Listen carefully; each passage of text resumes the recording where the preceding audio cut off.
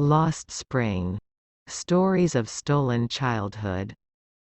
Sometimes I find a rupee in the garbage.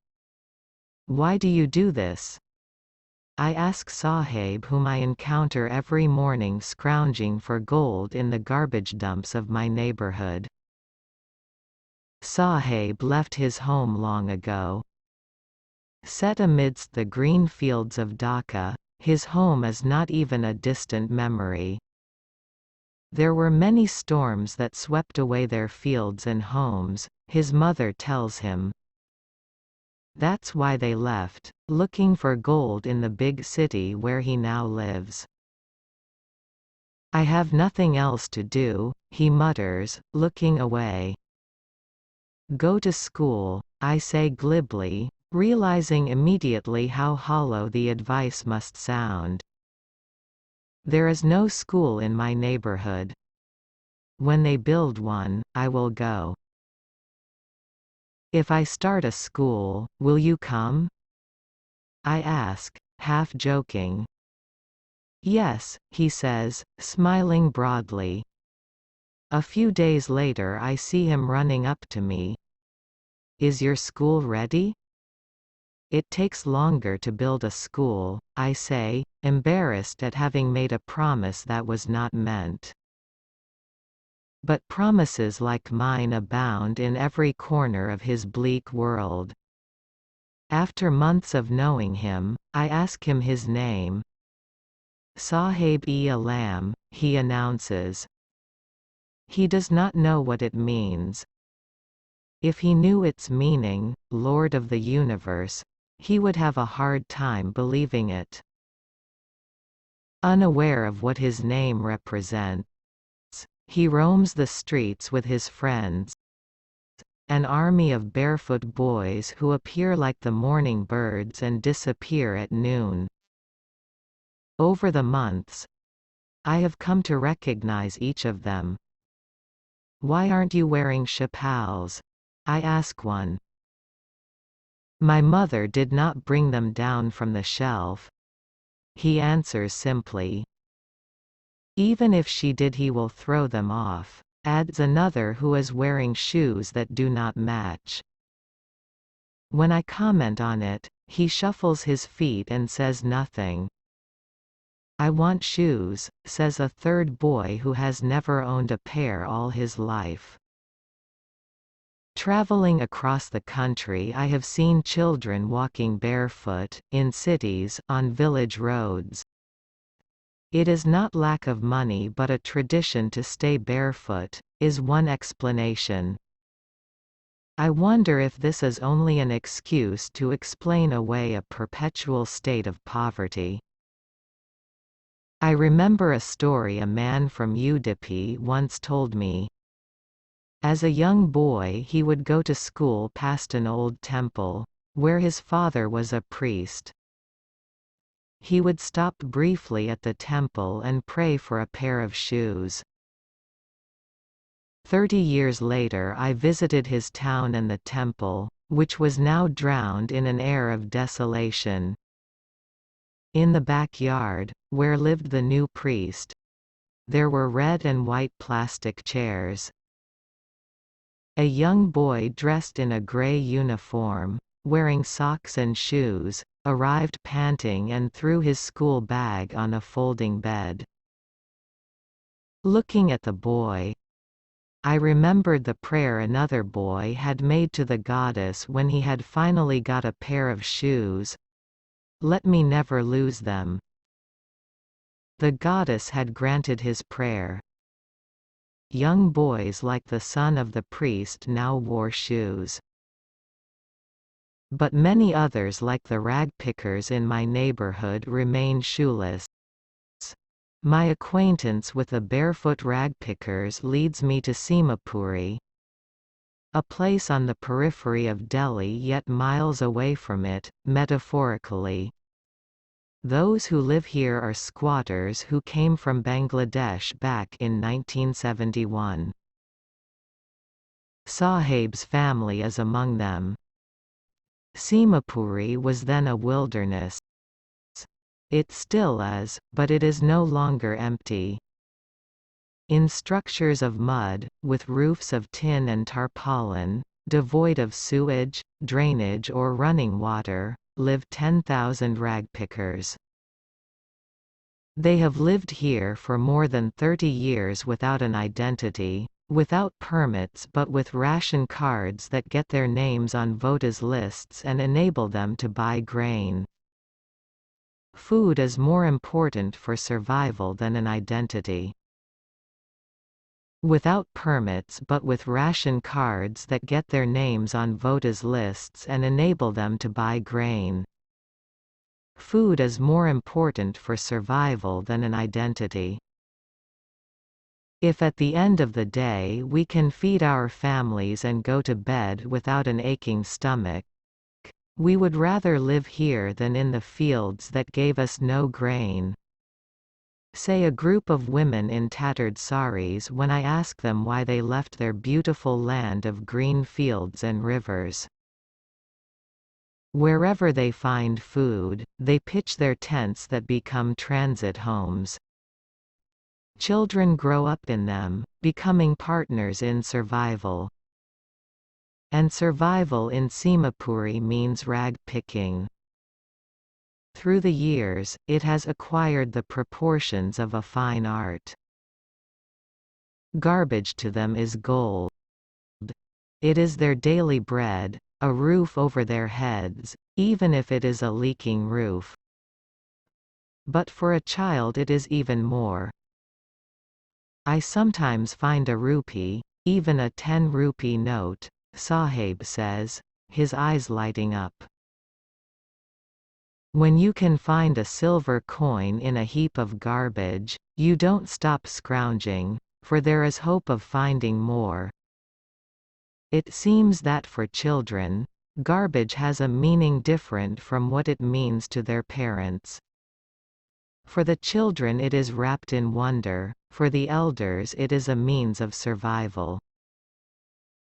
One winter morning I see Sahib standing by the fenced gate of the neighborhood club, watching two young men dressed in white, playing tennis. I like the game, he hums, content to watch it standing behind the fence. I go inside when no one is around, he admits. The gatekeeper lets me use the swing. Sahib too is wearing tennis shoes that look strange over his discolored shirt and shorts. Someone gave them to me, he says in the manner of an explanation. The fact that they are discarded shoes of some rich boy, who perhaps refused to wear them because of a hole in one of them, does not bother him. For one who has walked barefoot, even shoes with a hole is a dream come true. But the game he is watching so intently is out of his reach. This morning, Sahib is on his way to the milk booth. In his hand is a steel canister. I now work in a tea stall down the road, he says, pointing in the distance. I am paid 800 rupees and all my meals. Does he like the job? I ask. His face, I see, has lost the carefree look.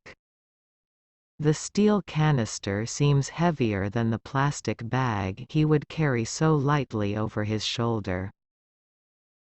The bag was his. The canister belongs to the man who owns the tea shop. Sahib is no longer his own master. I want to drive a car, Mukesh insists on being his own master. I will be a motor mechanic, he announces. Do you know anything about cars? I ask. I will learn to drive a car, he answers, looking straight into my eyes. His dream looms like a mirage amidst the dust of streets that fill his town Firozabad, famous for its bangles.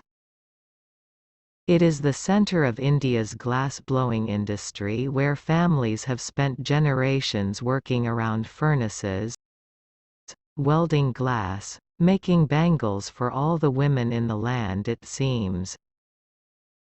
Mukesh's family is among them. None of them know that it is illegal for children like him to work in the glass furnaces with high temperatures, in dingy cells without air and light. That the law, if enforced, could get him and all those 20,000 children out of the hot furnaces where they slog their daylight hours, often losing the brightness of their eyes. Mukesh's eyes beam as he volunteers to take me home, which he proudly says is being rebuilt. We walk down stinking lanes choked with garbage, past homes that remain hovels with crumbling walls, wobbly doors, no windows, crowded with families of humans and animals coexisting in a primeval state. He stops at the door of one such house, bangs a wobbly iron door with his foot, and pushes it open. We enter a half-built shack. In one part of it, thatched with dead grass, is a firewood stove over which sits a large vessel of sizzling spinach leaves. On the ground, in large aluminium platters, are more chopped vegetables. A frail young woman is cooking the evening meal for the whole family. Through eyes filled with smoke she smiles. She is the wife of Mukesh's elder brother. Not much older in years, she has begun to command respect as the Bahu, the daughter-in-law of the house, already in charge of 3 men, her husband, Mukesh and their father. When the older man enters, she gently withdraws behind the broken wall and brings her veil closer to her face. As custom demands, daughters-in-law must veil their faces before male elders. In this case the elder is an impoverished bangle maker. Despite long years of hard labor, first as a tailor, then a bangle maker, he has failed to renovate a house, send his 2 sons to school. All he has managed to do is teach them what he knows, the art of making bangles. It is his karam, his destiny, says Mukesh's grandmother, who has watched her own husband go blind with the dust from polishing the glass of bangles. Can a God-given lineage ever be broken? She implies. Born in the caste of bangle makers, they have seen nothing but bangles, in the house, in the yard, in every other house, every other yard, every street in Firozabad. Bangles, sunny gold, paddy green, royal blue, pink, purple, every color born out of the 7 colors of the rainbow, lie in mounds in unkempt yards. Are piled on 4-wheeled handcarts, pushed by young men along the narrow lanes of the shanty town. And in dark hutments, next to lines of flames of flickering oil lamps, sit boys and girls with their fathers and mothers, welding pieces of colored glass into circles of bangles. Their eyes are more adjusted to the dark than to the light outside. That is why they often end up losing their eyesight before they become adults. Savita, a young girl in a drab pink dress, sits alongside an elderly woman, soldering pieces of glass. As her hands move mechanically like the tongs of a machine, I wonder if she knows the sanctity of the bangles she helps make. It symbolizes an Indian woman's suhag, auspiciousness in marriage. It will dawn on her suddenly one day when her head is draped with a red veil, her hands dyed red with henna, and red bangles rolled onto her wrists. She will then become a bride. Like the old woman beside her who became one many years ago. She still has bangles on her wrist, but no light in her eyes. Ek waqt bar kana b nahin kaya. It means, even a full meal at a time didn't eat. She says, in a voice drained of joy. She has not enjoyed even one full meal in her entire lifetime. That's what she has reaped. Her husband, an old man with a flowing beard, says, I know nothing except bangles. All I have done is make a house for the family to live in. Hearing him, one wonders if he has achieved what many have failed in their lifetime. He has a roof over his head. The cry of not having money to do anything except carry on the business of making bangles, not even enough to eat, rings in every home. The young men echo the lament of their elders. Little has moved with time, it seems, in Firozabad. Years of mind-numbing toil have killed all initiative and the ability to dream. Why not organize yourselves into a cooperative?